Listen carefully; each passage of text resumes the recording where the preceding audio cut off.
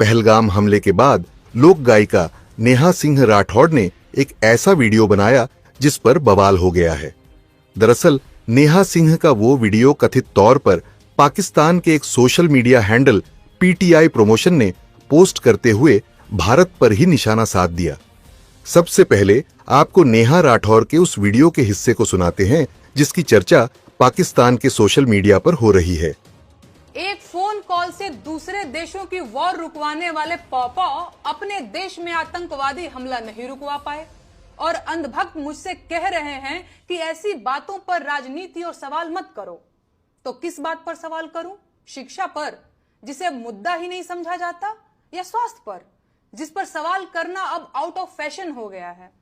बोलो किस पर सवाल करूं? बेरोजगारी पर, जिसके जवाब में तुम्हारे अब्बा हुजूर पकौड़ा तलने की सलाह देते हैं?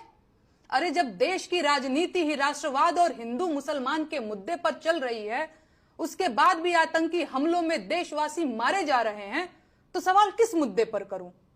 56 इंच की छाती पर देश के सारे मुद्दों को समेट देने वाले मोदी जी की सरकार में आतंकवादी हमले होंगे और नागरिकों की हत्या होगी, तो सवाल क्या मोहम्मद अली जिन्ना और नेहरू जी से पूछा जाएगा?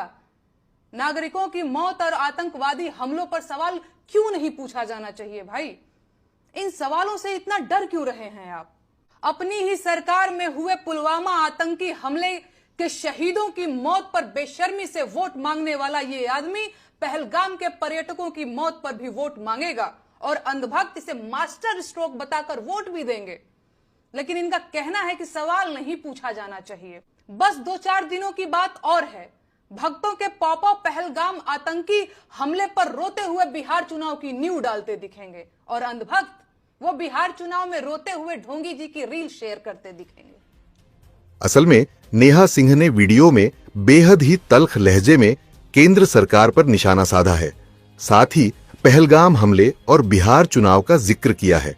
इस वीडियो पर पाकिस्तान के पीटीआई प्रमोशन ने लिखा, इस भारतीय लड़की ने हमलों के पीछे की सच्चाई और कारण का खुलासा किया है।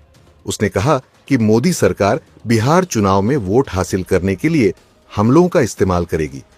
नेहा के इस वीडियो को लेकर सोशल मीडिया पर अलग अलग प्रतिक्रियाएं देखने को मिल रही हैं। इसके बाद नेहा राठौड़ ने बीजेपी आईटी सेल और मीडिया पर निशाना साधते हुए एक और वीडियो जारी किया है। नेहा ने आरोप लगाया है कि बीजेपी आईटी सेल मुझे देशद्रोही कह रहा है। भाजपा का आईटी सेल मुझे देशद्रोही बताकर ट्विटर पर ट्रेंड चला रहा है, सिर्फ इसलिए कि मैं देश के प्रधानमंत्री से सवाल पूछती हूं।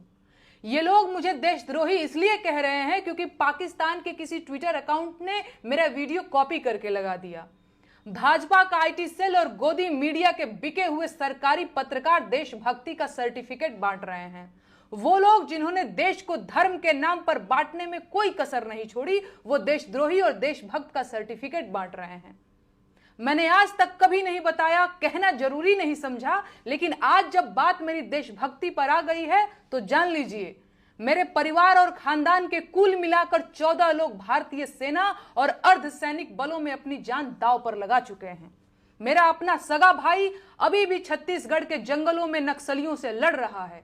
मेरे अपने सगे चारों मामा आर्मी में अधिकारी रहे हैं, जिनमें से 2 लोग कारगिल की जंग लड़ चुके हैं। चाहे थल सेना हो या वायु सेना, मेरे भाई आज भी देश की सेनाओं में हैं और ये 2-2 रुपए के ट्रोल आईटी सेल वाले मुझे देशद्रोही कह रहे हैं। इनकी हिम्मत कैसे हुई? है औकात तो जाकर उससे सवाल पूछो जिसने देश को 10 साल में आतंकवाद से मुक्त कराने की बात कही थी। कहां गई उनकी 56 इंच की छाती? मुझे देशद्रोही कहेंगे ये बिके हुए लोग। कितने नेताओं के अपने बच्चे फौज में हैं, बताओ गिन के? पूरी भाजपा के नेताओं के जितने बच्चे फौज में होंगे, उससे ज्यादा तो मेरे अपने रिश्तेदार और परिवार के लोग सेना में जान दांव पर लगा चुके हैं। अरे आज मैं कहूंगी कि देश का मेन स्ट्रीम मीडिया देश का गद्दार है, क्योंकि उसने कभी सरकार से सवाल नहीं पूछा और सरकार को मनमानी करने दी। वो पूछें या ना पूछें, मैं बार बार पूछूंगी कि पहलगाम में 2000 सैलानियों के लिए सुरक्षा की व्यवस्था क्यों नहीं थी? कौन जिम्मेदार है इसका? आतंकी हमले के बाद बिहार में रैली करना इतना जरूरी था?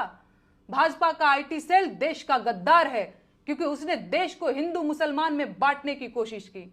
है कोई जवाब? देशद्रोही कहेंगे ये मुझे। नेहा सिंह राठौड़ के ये वीडियो अब सोशल मीडिया पर जमकर वायरल हो रहे